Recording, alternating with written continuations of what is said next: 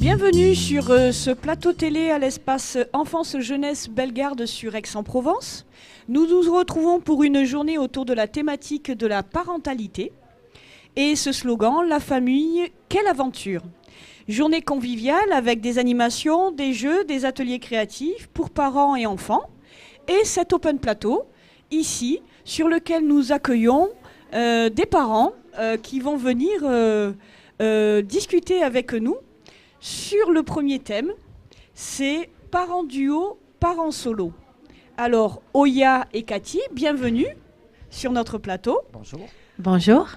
Aujourd'hui, la famille peut prendre des formes très très diverses dans la société aujourd'hui. Que pensez-vous donc de cette expression, parents duo, parents solo? Cathy, peut-être pour commencer, qu'est-ce que t'inspire cette expression? Parents duo, parents solo. Ce que ça m'inspire exactement, enfin, je vais plutôt dire que je fais partie des parents solo. Oui. Voilà. Que je m'y retrouve bien. D'accord. Voilà. Et qu'effectivement, un parent duo, ça représente un couple, mais aujourd'hui, la famille étant tellement... Comment je vais vous dire ça, disons, n'est plus traditionnellement un papa, une maman, des grands-parents, une famille unis dans une même région. Ouais. Voilà.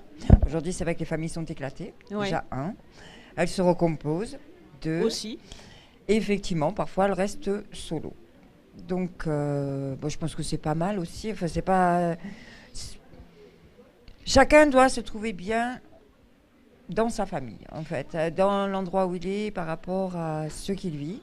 Tu veux dire que c'est pas forcément quelque chose qu'on vit comme un poids que Non, du d'être tout. maman solo à la Non. tête d'une famille de 2 enfants, je crois. Voilà, 17 et 10 ans. Ah oui, quand même.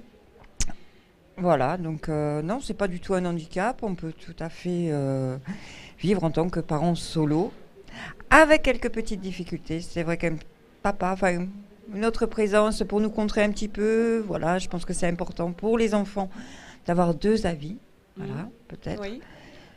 Mais voilà, puis je pense que les enfants s'adaptent très bien à leur famille, qu'elle soit recomposée, qu'elle soit en garde partagée, qu'elle soit en solo, qu'elle voit leurs parents tous les 15 jours, qu'elle voit leurs parents une fois par an. Oui. Je pense que les enfants, finalement, s'adaptent très bien. C'est ce que j'ai vu en tous les cas.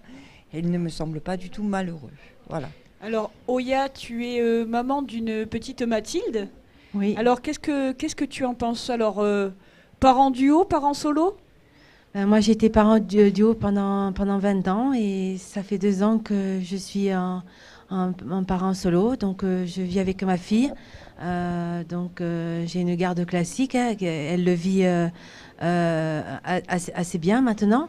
Et donc, je vois même si c'est vrai que au niveau famille, il y a la famille recomposée ou pas recomposée.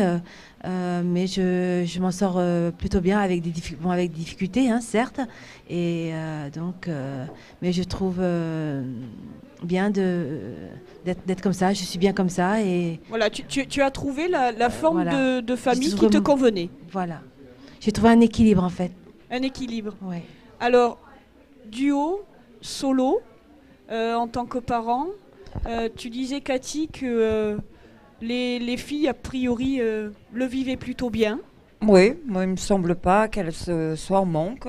Voilà, c'est vrai que le papa n'est pas du tout régulier dans ses visites. Mais quand il vient, elles sont assez contentes. Elles continuent leur petite vie. Elles ne savent pas quand il reviendra.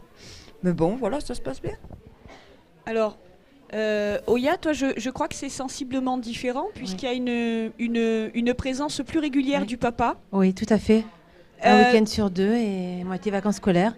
Et quand elle voit son père, elle est très heureuse. Ça se passe super bien. Et donc, il est présent. Quand il faut, quand il a besoin, quand il a besoin de lui et que Mathilde aussi. Donc, il est là et c'est bien. C'est important de garder, même après avoir été parent duo, et de devenir parent solo, et puis peut-être de redevenir parent duo dans l'avenir. C'est important de garder quand même un échange, cet échange, cette relation comment elle peut être investie, cette relation ou cette présence du papa qui est parfois ponctuelle, mais qui peut avoir plus ou moins de poids? Moi, pour ma part, c'est vrai qu'à la séparation, j'ai bien expliqué à mes filles, disons que la petite était peut-être trop petite pour comprendre, Oui. mais qu'effectivement, elles avaient un papa, que leur papa était tel qu'il était, mais que c'est important de savoir qu'on a un papa, une maman. Et voilà, je pense que c'est important de savoir de toute façon d'où on vient. Voilà.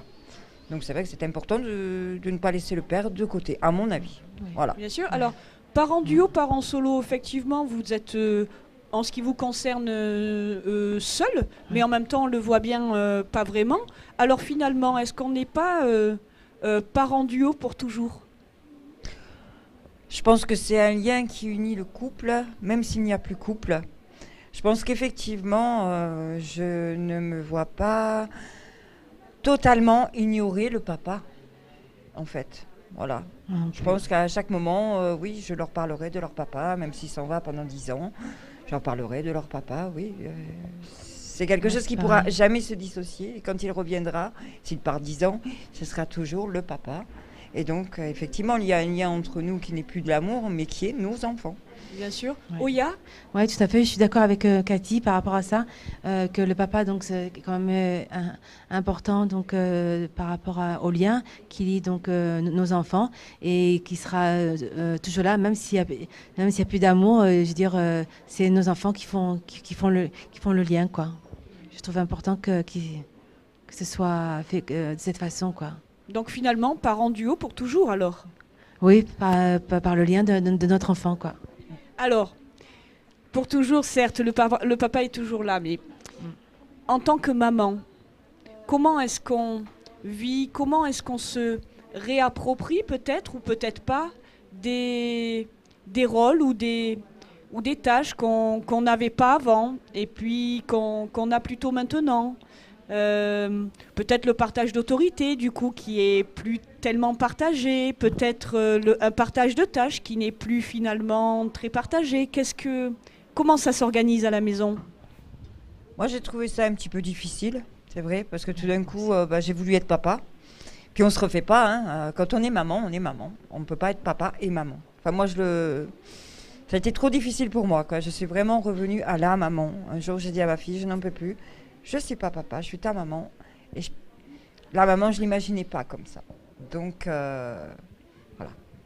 Alors, je l'imaginais pas comme ça. Quelle image Eh oui. quelle image tu avais de ce mot, maman? Et finalement, aujourd'hui, quelle image tu as? Elle a évolué? Oui, une maman, c'est vrai que moi, je voyais beaucoup plus de tendresse dans la maman, plus d'autorité dans le papa. Voilà, c'est classique, c'est le schéma, c'est pas forcément comme ça dans la famille. Mais effectivement, moi, j'étais beaucoup plus sur le côté tendresse, amour. Et j'aurais bien voulu un papa qui me soutienne aussi lorsque j'ai besoin d'un petit coup de main autoritaire. Voilà. D'accord. C'est vrai qu'ils ont peut-être le mauvais rôle ou on leur laisse le mauvais rôle. C'est Peut-être. possible aussi. Mais c'est vrai que je n'y suis pas arrivée. Voilà. Je suis maintenant à ma place de maman et je pense presque même que ça se passe du coup beaucoup mieux au sein de la famille parce que je suis réellement ce que j'ai envie d'être.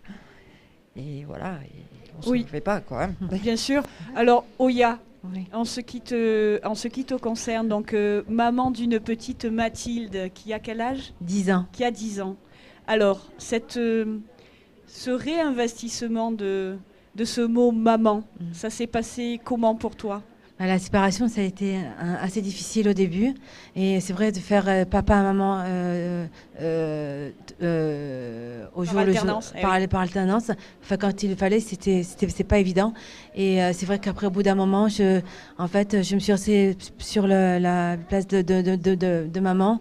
Parce que, le papa, donc quand bon, c'est vrai qu'il a le mauvais rôle, mais il faut qu'il reste à sa place, quoi, en tant qu'autoritaire, enfin qu'il soit autoritaire et ferme, quoi. Par moment. Qu'il assure. Pour toi, Voilà. c'est important que le papa assure cette partie d'autorité, Oui, parce que moi, de respect de l'autorité. Oui, tout à fait. D'accord.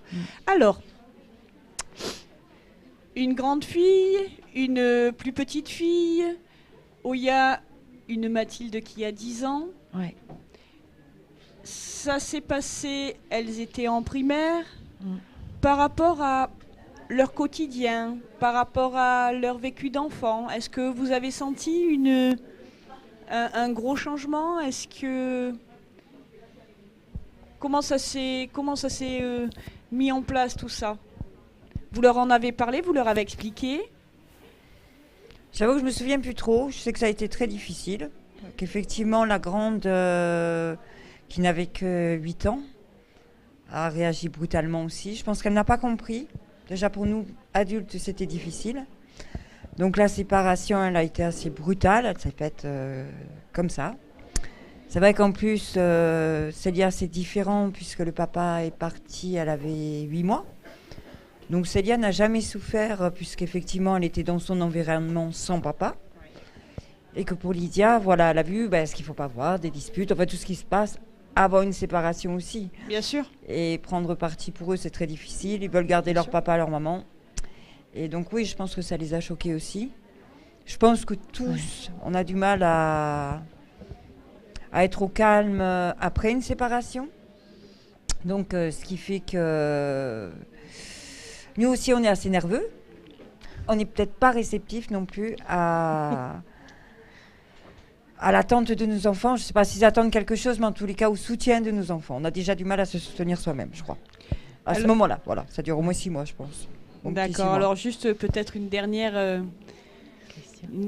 petite question. Est-ce que ça vous laisse du coup de la disponibilité pour vous investir dans d'autres activités? Est-ce que vous êtes investi par ailleurs dans des activités avec vos enfants? Est-ce que vous prenez le temps de vivre un peu d'autres choses avec vos enfants? Vous êtes venu aujourd'hui à la journée pour la parentalité. Qu'est-ce que cela évoque pour vous? Moi, ça m'a permis. Oui, moi, j'ai pris le temps de faire des choses. Donc, avec ma fille, de faire plein de choses, de m'investir dans des activités pour moi et pour Mathilde. Je fais en sorte qu'on fasse toujours des choses le week-end et qu'elle découvre plein de choses. Qu'on fasse même des choses aussi avec Cathy, tout ça, quand il y a des spectacles et tout, quand on se voit et tout. Moi, je revis là depuis 2 ans et franchement, je peux organiser ma vie comme j'en ai envie. Et ma fille est très contente. D'ailleurs, elle était très, très contente de venir ce matin. Et donc, elle aime voir du monde, elle aime être en contact avec d'autres enfants. Et franchement, je trouve ça génial, quoi. Donc, je fais plein de choses et quand j'ai des infos, je les passe aux copines, tout ça, et je trouve ça génial. Le réseau des copines marche bien, je crois. Oui, Cathy, peut-être un dernier mot? Voilà. D'abord, je trouve que le titre de cette journée, c'est exactement ça. C'est la famille, quelle aventure. Oui, voilà. C'est-à-dire qu'on a un bébé, on a vu les bébés des autres, on trouve ça tellement mignon, tellement joli, on a envie de créer une famille. Mais c'est vrai qu'on ne sait pas du tout ce que c'est en fait. Donc on a une image d'un papa, d'une maman, on pense qu'on va être comme ça. Puis en fait, c'est une véritable aventure. Il faut composer aussi avec ses enfants, qui n'ont pas forcément le caractère attendu. Donc il faut apprendre aussi à les connaître. Bien sûr. Et tout ça, ça s'apprend, quoi. C'est pas toujours évident. Ouais, Donc, c'est pas toujours évident. Et du coup, quelle surprise et quelle aventure parfois. Voilà, tout à fait, quelle aventure. Moi, c'est ce que je dis, mais c'est une très très belle aventure. Oui, c'est une très très belle aventure, ouais. Bon, vraiment. Alors, je vous remercie beaucoup d'être venu sur ce premier plateau. Et nous aurons la possibilité par la suite d'aborder d'autres thèmes, comme la place de l'adolescent dans la famille, comme la place du portable dans la famille, les grands-parents aussi. On parle de famille et de nouvelles formes de la famille, les grands-parents, avec l'allongement de l'espérance de vie, ils sont de plus en plus présents. Et parfois aussi, par bonheur, c'est même là la base, l'arrivée d'un bébé ou d'un enfant dans une famille. Ce que ça peut générer comme bonheur, comme changement, comme... on en parlera tout au long de la journée. Merci beaucoup Oya, merci beaucoup Cathy. Et merci puis on se retrouve à 14h pour le prochain plateau. Merci beaucoup, à tout de suite. Merci.